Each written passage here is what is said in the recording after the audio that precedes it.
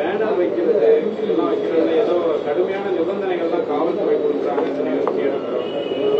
ஆமா, நாங்க கேட்டோம். எல்லாரும் இன்னைக்கு உயர் நீதிமன்றத்தினுடைய வழிகாட்டுதலை சொல்லி, எனவே நீங்க இந்த பேனர் வைக்கிறது இதுல எல்லாம்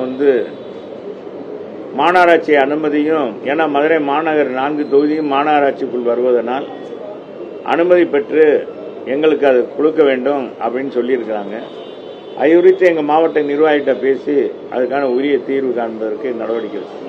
ஆனால் குறிப்பிட்ட அளவுக்கு தான் வைக்க முடியும், அது வைக்கக்கூடிய அளவுக்கு இருக்கு என்பது மதுரை மாநகராட்சி கூட்டத்தில் 33 தீர்மானமா சாலைகள் மற்றும் பொது இடங்கள்ல போஸ்டர் ஒட்டக்கூடாது, சூர் விளம்பரம் வரையக்கூடாது. அப்படி பண்ணா முதல் தடவை 1000 ரூபாய், 2வது தடவை 5000 ரூபாய், 3வது தடவை காவல்துறை நடவடிக்கை தீர்மானம் நிறைவேற்றிருக்காங்க. இந்த தருணத்தில் நிறைவேற்றிருக்காங்க. அதான் அது இதென்ன இதுல தெரியாதா திமுகவுடைய காழ்ப்புணர்ச்சி. அவங்க தலைவர் வரும்போது என்னென்ன செஞ்சாங்க. அவர் நடைபாதையா வந்தாரு, நடைபயணமா என்னப்பா வந்தாரு. அப்ப என்ன எத்தனை பிளக்ஸ் போர்டு கட்டினாங்க, எங்கெங்க வால் போஸ்ட் அடிச்சாங்க. எல்லார் வீட்லயும் சோத்துல கூட எல்லாரும் சோத்துலயும் ஒட்டி விட்டாங்க. சோத்துல கூட ஒட்டி ஸ்டாலின் தான் வர்றாரு, விடியல் தர போறாரு. அந்த போடல, நம்ம அந்த வார்த்தை வாசகமே இப்ப வர்றது இல்லையே.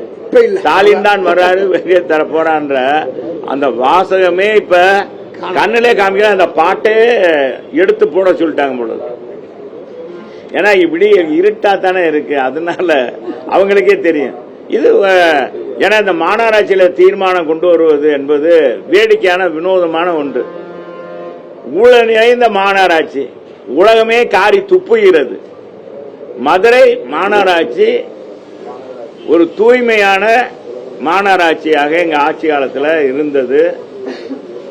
மதுரை கோயில் மாநகரம். இந்த மாநகரம், இந்த கோயில் மாநகரம் இன்னைக்கு குப்பை மாநகரமாக மாற்றிய பெருமை இந்த மாநகராட்சி நிர்வாகத்துக்கு தான் பொருந்தும்.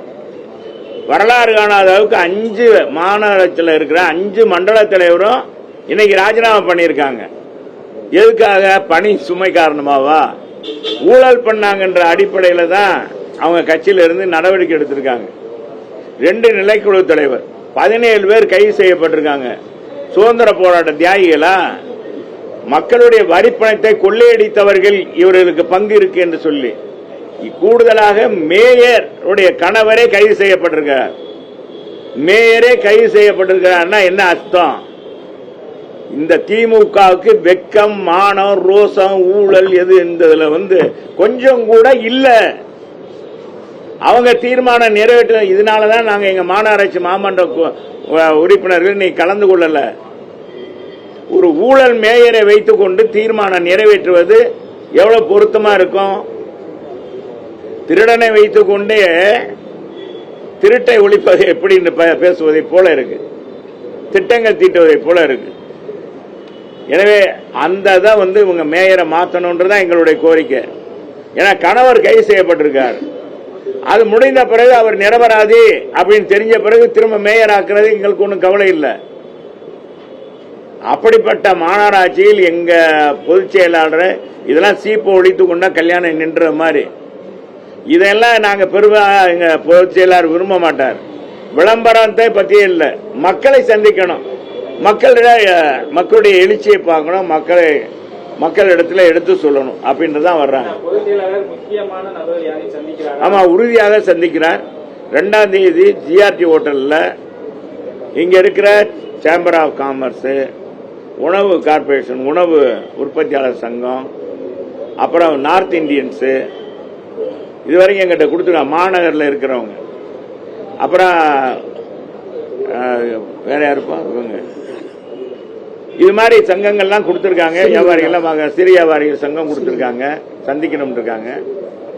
இது அங்க காலையில 10 மணிக்கு 10:30 மணிக்கு ஜிஆர்டியில சந்திக்கிறார். நிறைய பேர் இணைஞ்சுக்கிட்டே இருக்காங்க, இணைகிறாங்க.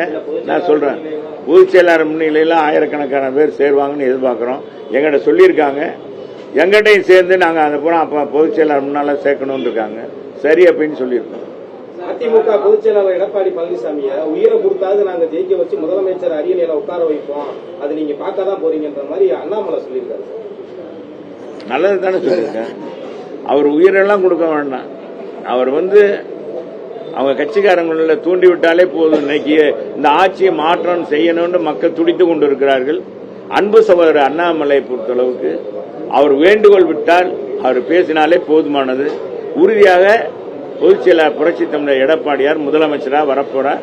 அதிமுக ஆட்சி மலரப்போகிறது. அதுல மாற்று கருத்து எதுவும் இல்லை. எப்ப எலெக்ஷன் வரும், எப்ப நம்ம வாக்களிக்கலாம், புரட்சி தமிழர் எடப்பாடியாரை முதலமைச்சராக மக்கள் காத்துக் கொண்டிருக்கிறார். ஒருவர் புரட்சி இந்த தடவை 26 மிகப்பெரிய புரட்சியாக அமைய போகிறது.